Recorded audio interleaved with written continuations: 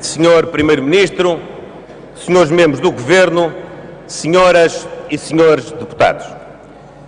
Depois destes 24 minutos de banalidades, não posso deixar de começar.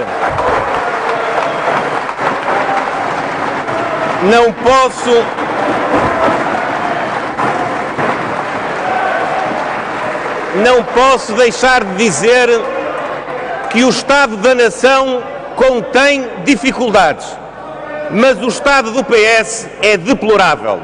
O Dr. António José Seguro perdeu uma nova oportunidade. Senhora Presidente, Senhor Primeiro-Ministro, no passado dia 29 de maio, o antigo Ministro das Finanças do Governo Socialista, Dr. Teixeira dos Santos, veio à Assembleia da República e, sobre a sua decisão de reprivatização do BPN, reconheceu, e passo a citar, que tinha passado a batata quente ao novo Governo. Esta afirmação é a todos os títulos lapidar. Durante este ano, talvez não tenha existido uma definição tão perfeita do contexto em que este Governo e a maioria que o apoia foram forçados a exercer este tremendo esforço de evitar que o país se afundasse na bancarrota financeira e colapsar na descrença sobre si mesmo. É bem verdade, Senhora Presidente e Senhor Primeiro-Ministro, que este Governo e esta maioria parlamentar ficaram com múltiplas batatas quentes nas mãos. Só que, ao contrário do Partido Socialista, não as largamos na primeira oportunidade. Assumimos que temos como missão histórica e geracional transformar e salvar Portugal. Por mais dura que seja essa tarefa, não a delegamos em ninguém. Por mais desgaste e incompreensão que ela traga, não abdicamos de a cumprir. E para aqueles que ainda não perceberam, nenhum de nós, no Governo e nas bancadas da maioria, está preocupado com o seu futuro político. O que nos mobiliza é dar futuro àqueles que virão a seguir a nós. O que nos mobiliza é pôr este país a crescer. O que nos mobiliza é garantir a igualdade de oportunidades. É garantir a dignidade de cada pessoa e o respeito pelo projeto de vida de cada um. É preservar a democracia e o Estado Social. É promover a justiça e a solidariedade social e geracional. Senhoras e senhores deputados, quando há um ano limitámos a nossa soberania financeira e pedimos ajuda externa, era tudo isto que estava em causa. Um Estado falido ou um Estado ciclicamente dependente da ajuda exterior é um Estado que verdadeiramente não cresce, não consolida a criação de riqueza e de emprego. Um Estado financeiramente desequilibrado não garante o acesso universal a sistemas públicos de qualidade, fomenta as desigualdades e frustra milhares e milhares de projetos de vida aos seus cidadãos. Que maior injustiça pode ter uma pessoa, uma família ou uma empresa do que não ter uma oportunidade? Que maior drama pode ter uma pessoa, uma família ou uma empresa do que não ter o auxílio do Estado quando dele precisa, porque ele, falido, não tem meios para acorrer a essa necessidade? O falhanço dos governos anteriores, senhoras e senhores deputados, foi antes do mais este mesmo. A dívida, o déficit, as faturas que legou e as farturas que não controlou acarretaram a injustiça e a desigualdade. E com todo o respeito pelo exercício do respectivo direito, é um pouco como as greves em tempos de crise. Quem mais sofre quando param os transportes públicos é quem não tem alternativa, nem meio próprio para se movimentar. Quem mais sofre quando não tem disponível o serviço público de saúde é quem não pode recorrer a um serviço privado. Quem mais sofre quando um país se asfixia em dívidas, despesas e ilusões é quem está mais dependente e mais vulnerável. E quem pensa que resolve esta dependência e esta vulnerabilidade com mais dívida e mais despesa está a aumentar a injustiça e a aumentar a desigualdade.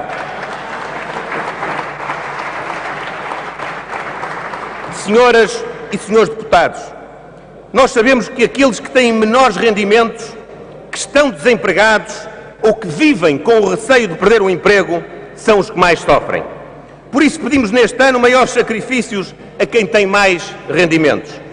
Fizemos-lo quando tributámos adicionalmente os rendimentos singulares e coletivos mais elevados. Ou quando introduzimos uma taxa de imposto adicional de 25% ao excedente das pensões superiores a 5.000 euros e de 50% no excedente das pensões superiores a 7.500 euros. Mas também sabemos que a emergência social que esta crise trouxe exigiu a intervenção e a mediação do Estado para garantir que ninguém ficasse para trás.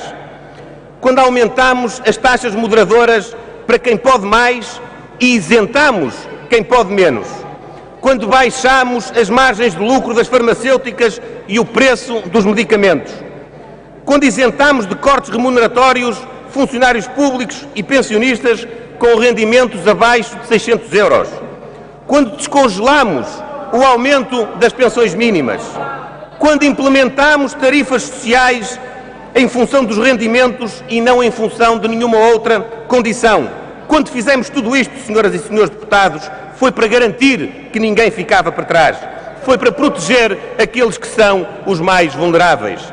Senhoras e senhores deputados, as faturas dos últimos anos constituem objetivamente a expressão de uma sociedade estruturalmente injusta e de um Estado social de fachada.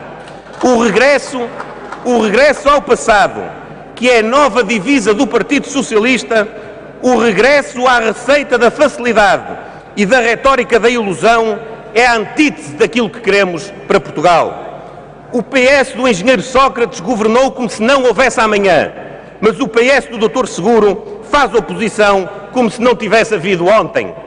Um e outro desempenho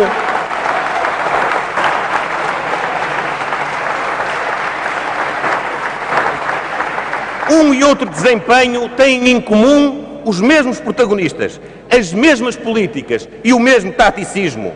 Um e outro desempenho preocupam-se sempre mais com o imediato e com a popularidade do momento. Foi assim em 2009, quando para ganhar eleições aumentaram os vencimentos dos funcionários públicos e baixaram a taxa do IVA. Foi assim em 2010, com PECs em cima de PECs, com medidas que diziam ser absolutamente necessárias, mas que seriam suficientes. Foi assim com uma austeridade às pinguinhas, ao sabor dos ventos e ao sabor das viagens a Berlim e a Bruxelas. Sem rumo, sem sentido, sem estratégia. E foi assim também com a já esquecida folga orçamental que diziam existir para este ano. Ainda agora, o Sr. Deputado António José Seguro diz ao país que a taxa adicional de IRS de que lançámos mão o ano passado para cumprir o nosso déficit não era necessária.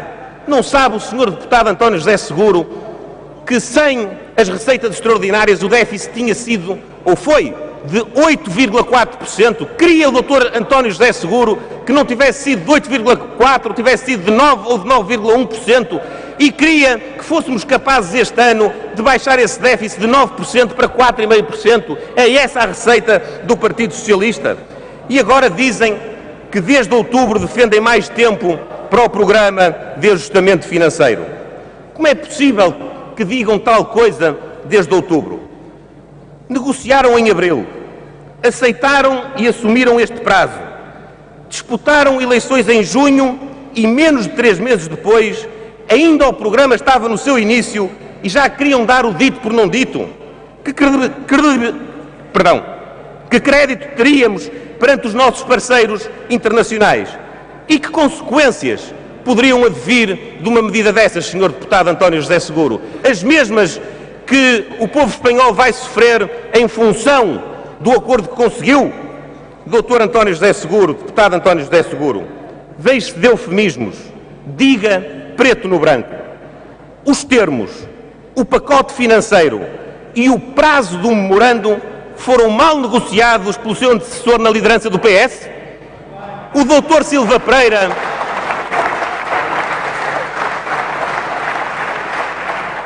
o Dr. Vieira da Silva, o Dr. Teixeira dos Santos foram incompetentes a definir esse prazo do programa? É que não se pode aplaudir de pé quem definiu, defendeu e defende este acordo e ao mesmo tempo berrar e clamar contra o seu conteúdo. O senhor deputado está muito igual àquele primeiro-ministro que em maio de 2010 afirmou que Portugal era o campeão do crescimento económico na Europa e que 15 dias depois dizia que o mundo tinha mudado e que eram precisas medidas de austeridade. Senhor deputado, o país precisa de saber se Seguro e Sócrates são, afinal, duas faces da mesma moeda.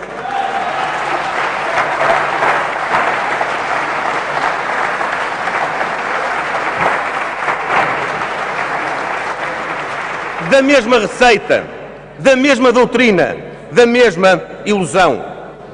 Vamos falar verdade. O PS assume ou não assume os seus erros? O PS quer ou não ser fiel aos compromissos que rubricou? O PS cumpre ou não o memorando que assinou e negociou com a Troika? A revisão das leis laborais, a nova lei do arrendamento urbano, a diminuição de organismos e serviços duplicados, a redução de cargos dirigentes, a reforma da administração local, a renegociação das parcerias público-privadas, a lei dos compromissos e dos pagamentos em atraso. São tudo exigências e compromissos impostos pelo memorando que o PS negociou e que não quis posteriormente aprovar. Como não aprovou os programas de emergência social, até o Impulso Jovem ou o programa de apoio à economia local não merecem a aprovação do Partido Socialista. E o memorando não impõe, mas em boa hora o Governo elegeu a concertação social como um esteio da transformação estrutural do país, do seu projeto de crescimento, de emprego e de competitividade. Também aí porque foge o PS ser um aliado do país na concertação com os parceiros sociais, com as instituições particulares de solidariedade social, com as autarquias locais. Senhoras e senhores deputados, o país precisa e nós entendemos necessário o envolvimento do Partido Socialista nas medidas estruturais que temos de realizar. Mas o PS não pode dizer que quer participar, não pode dizer que quer ser ouvido e depois recusar o diálogo, fugir à concertação e ao compromisso, como fez de resto ainda esta semana a propósito da reforma eleitoral das autarquias locais. Nós desejamos ter o PS como parceiro da transformação de Portugal, mas não podemos deixar de denunciar a recusa do PS em assumir esse papel. É uma recusa legítima, mas é também uma recusa incompreensível. Se houve sinal que nos diferenciou positivamente na Europa, foi o apoio de mais de 85% dos deputados que aqui estão ao programa de ajustamento. O taticismo partidário não deve prevalecer agora face à estratégia nacional de crescimento. Senhora Presidente e senhores deputados, o número e o alcance das reformas que foram lançadas este ano é extenso. Foi tudo bem feito? Claro que houve erros e claro que houve omissões. Mas mudar também significa arriscar. Significa ousar, significa resistir e significa persistir. E essa capacidade de resiliência está no ADN dos portugueses. A resposta às adversidades da nossa sociedade foi notável. Quero aqui, usando da palavra em nome do partido que lidera o Governo, ter a humildade de perceber e partilhar as angústias de muitas e de muitos concidadãos que diariamente enfrentam os constrangimentos desta crise. Nós sabemos que há muitos milhares de compatriotas que estão involuntariamente desempregados, que procuram nas filas dos centros de emprego uma oportunidade que teima em não aparecer, que transportam essa revolta de querer trabalhar, de querer utilizar a sua formação e qualificação e não conseguir. Mas é pensar neles que estamos a criar mais competitividade na nossa economia, estimulando o empreendedorismo e a inovação, criando condições para atrair investimento, flexibilizando as leis laborais também, apostando na diplomacia económica, agilizando a atividade industrial, viabilizando negócios e empresas que criem emprego e que criem valor. Temos a noção que muitos estão cansados de esperar, estão descrentes, mas queremos dizer que estas são sementes que plantamos hoje para darem fruto amanhã. Também sabemos que há milhares de pequenos e médios empresários que têm ideias, que têm negócios viáveis e competitivos, mas que não têm liquidez para os desenvolver. Uns não conseguem ter dinheiro para comprar matérias-primas, outros não conseguem seguros de crédito, outros não têm meios para se internacionalizarem, outros estão asfixiados porque não recebem a tempo e horas, muitas vezes da própria administração pública. E sabemos que o sistema financeiro não está a dar uma resposta cabal a estas necessidades. O acesso ao crédito é difícil e os juros são, de facto, elevadíssimos. Mas temos dito, e aqui reafirmamos, que é preciso inverter esta aversão ao risco do sistema financeiro.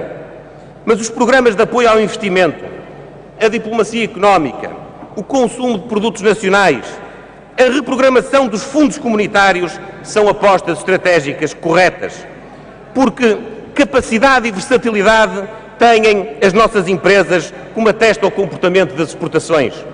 No meio da crise, há em Portugal muitos exemplos de projetos individuais e empresariais de sucesso.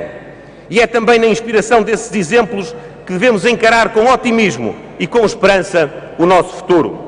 Senhoras e senhores deputados, uma última palavra para o clima social. Não somos daqueles que não ouvem, que não valorizam as mensagens e as críticas construtivas que dimanam da sociedade. Mas tal como a grande maioria dos portugueses, e eu repito, tal como a grande maioria dos portugueses, não confundimos aqueles que confrontam de forma leal as suas ideias com as nossas, com aqueles outros que, sendo uma minoria, fazem da intimidação e do fanatismo o meio de impor os seus dogmas. Somos os primeiros a respeitar os pensamentos minoritários. Mas quando uma minoria quer impor à força a sua vontade e paralisar uma maioria que quer trabalhar, uma maioria que tem indiscutivelmente mais apoio social, a resposta é só uma: não baixaremos os braços, não nos deixaremos intimidar, nem desistiremos de transformar Portugal. O povo falou com muita clareza há um ano. O país não quer a intolerância, o irrealismo, o radicalismo da esquerda. O país quis mudar e nós queremos cumprir a mudança com o país. Nós acreditamos na capacidade dos portugueses. Nós acreditamos em Portugal. Como há 500 anos, seremos imunes ao pessimismo e à descrença dos velhos do Restelo. Como sempre fizemos nos momentos mais difíceis dos nossos 9 séculos de história, estamos proibidos de deixar de acreditar. Disse.